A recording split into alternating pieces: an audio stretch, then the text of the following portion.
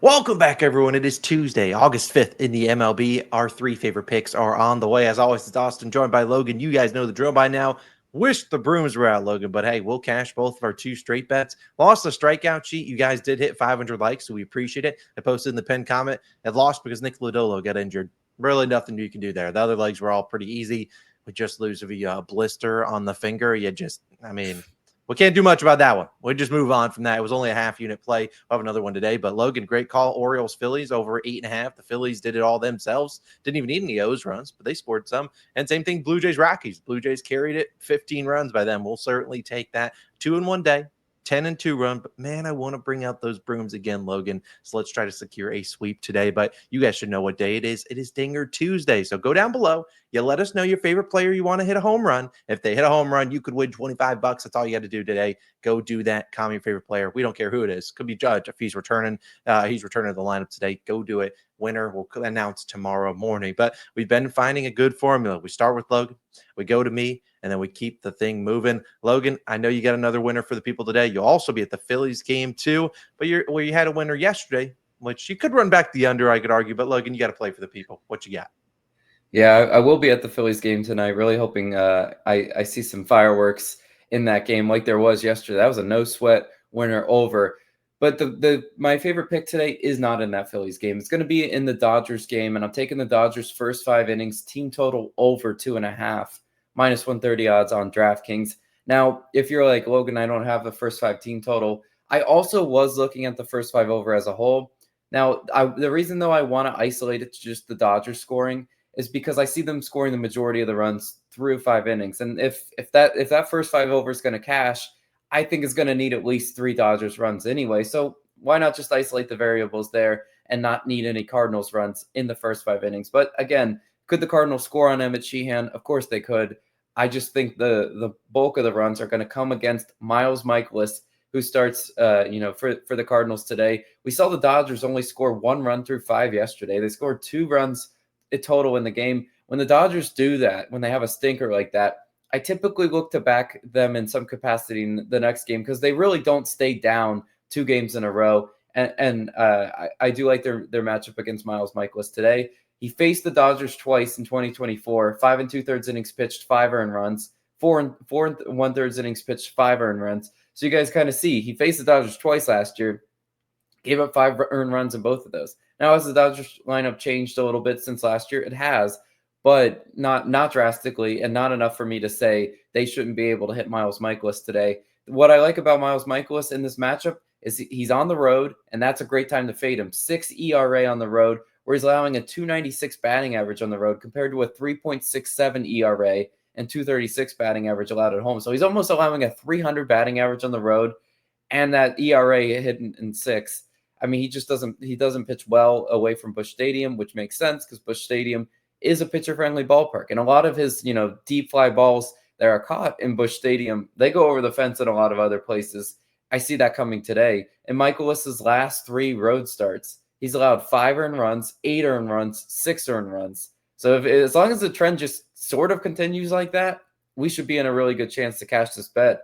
First plate appearance, hitters are hitting 253 versus Mikolas. Second plate appearance, they're hitting 286. That is a quite the jump up from first time through the order and second time through the order. The hitters are picking up his pitches, and that makes sense because he's not really a strikeout guy. They're making the adjustments, and I think they get to him early. I really just want to see how they hit second time through because that's kind of where a first 5 bet is make or break it, because you can't really count on the third plate appearance being where the damage comes. It's going to have to be second time through. Especially if they're not getting a ton of guys reaching. That's just, kind of how these first 5 bets work. You're going to need damage done early, and I think they do that against Mikolas.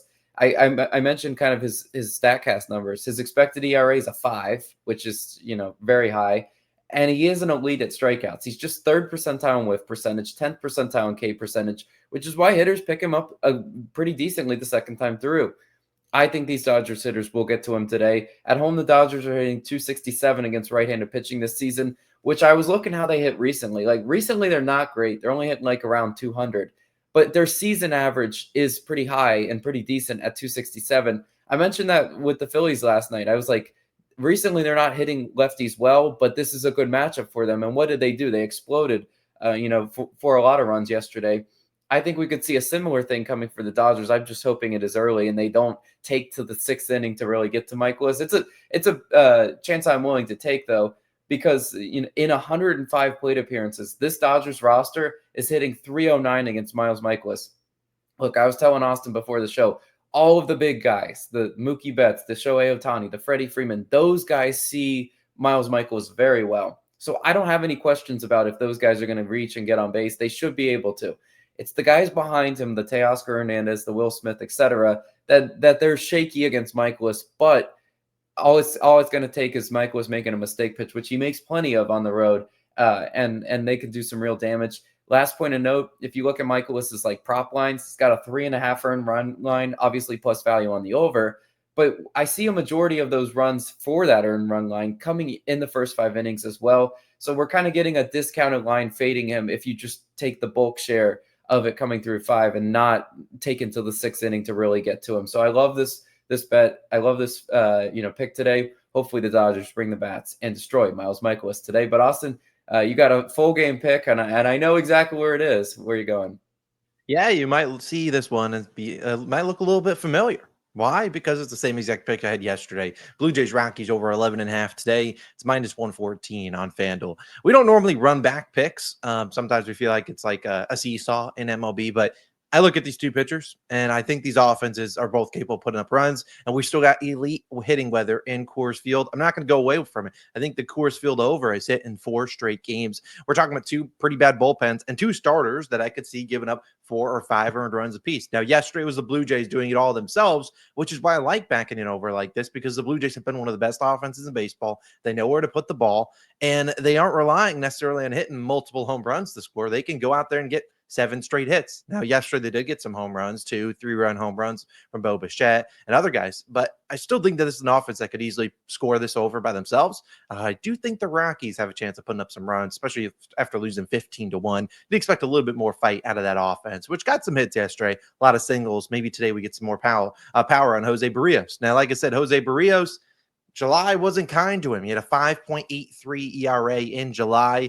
And if you look at his underlying metrics, his ERA is in the 3.8s, but his expected ERA at 4.68. So some regression will come eventually. He's 10th percentile in barrel percentage, 20th in expected ERA. So again, giving up barrels, it's always a recipe for disaster in Coors Field. And we've seen the Rockies. I know they didn't do much against Eric Lauer. They did get 7 hits off him, just couldn't get anything of decent variety from that, any power. But since the All-Star break, the Rockies are batting 280, 4th, and 115th in WRC plus, 8th versus right-handed pitchers. So they've been a top 5-ish to 10-ish offense versus righties. They own the highest hard hit percentage versus right-handed pitchers since the All-Star break, and the 6th highest line drive percentage. If you're looking at Jose Barrios, sometimes the K stuff isn't there. He relies on the sinker or the slurve to get those Ks.